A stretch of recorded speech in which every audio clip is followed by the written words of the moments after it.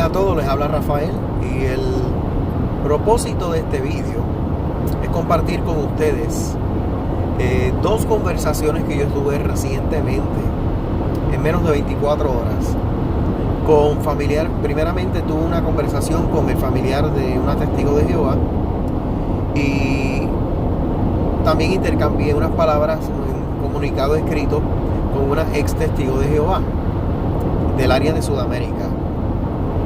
Voy a comenzar con la más reciente, que es la dama de Sudamérica.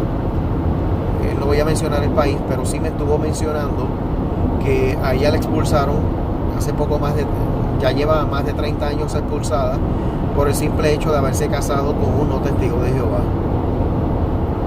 Hace muchos años, incluso en algunos países todavía prevalece el hecho de que por cualquier cosa le formen un comité judicial a una persona, a un testigo, y lo expulsen de la congregación. Eso ha estado pasando muchísimo. Y me sorprende que todavía a estas alturas, por razones aún no bíblicas, están expulsando. O sea, es cierto que la Biblia exhorta a que si una persona se va a casar, que se case en el Señor, en el sentido de que se case con una persona que comparta la misma fe.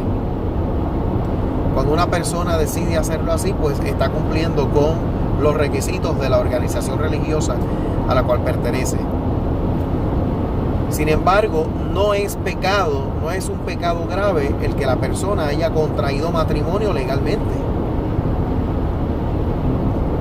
Y el que pues ella me diga que a ella la expulsaron hace más de 30 años porque decidió casarse con un no testigo. Y bueno, dentro de los requisitos, pues no le convenía, según la organización de los testigos de Jehová. Sin embargo, se casó, o sea, contrajo matrimonio, se unió legalmente. Y enseguida le formaron un comité judicial y la expulsaron. Yo me pregunto, ¿realmente esa fue la razón? Porque se supone que si una persona es expulsada porque estaría viviendo en fornicación. O no estaba libre para casarse, a lo mejor estaba separada o estaba divorciada legalmente, más no con la base del adulterio, o tampoco era viuda, o sea, así que en ese caso hubo realmente una razón para que expulsaran a esta persona. Esa es la parte que preocupa, ¿no? Pero todavía me sorprende escuchar casos en muchos países en donde aprovechan en ocasiones la inacción de las autoridades para muchos religiosos y líderes religiosos de la organización religiosa que sea, de tomar decisiones en contra de un individuo que obviamente no va a tener cobijo legal como se supone que sea. Porque en ocasiones, como acabo de mencionar, hay autoridades gubernamentales que no toman la acción debida de proteger al individuo cuando se trata de ser víctima de alguna organización religiosa. Esa es la primera experiencia. La otra ocurrió en la ciudad de Nueva York. Yo estaba hablando con un amigo ayer y él me contó que la mamá terminó siendo no testigo de Jehová por decisión propia, por el simple hecho, o se alejó o no sé qué pasó, pero simplemente está inactiva totalmente por muchísimos años, porque sus hijos simplemente, incluyéndolo él, pues no quisieron ser testigos de Jehová. Ellos quisieron vivir su vida normalmente sin la organización religiosa o sin la secta de los testigos de Jehová. ¿Qué ocurrió? Bueno, los ancianos de la congregación comenzaron a presionarla para que echara a sus hijos de la casa, que ella no podía tener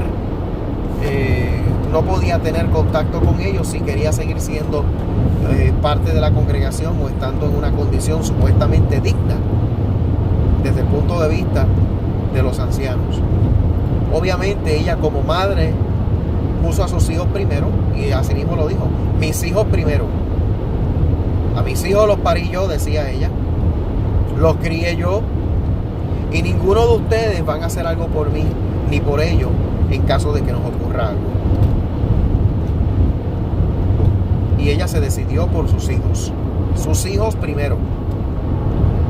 Y obviamente eso fue lo que ocurrió. Ella terminó alejándose de la organización porque ella no permitió que los líderes de una organización religiosa o secta se atrevan por cuenta propia tener autoridad para separarla a ella de sus propios hijos por el simple hecho de que ellos no quieran ser parte de la organización de los testigos de Jehová, de esa secta.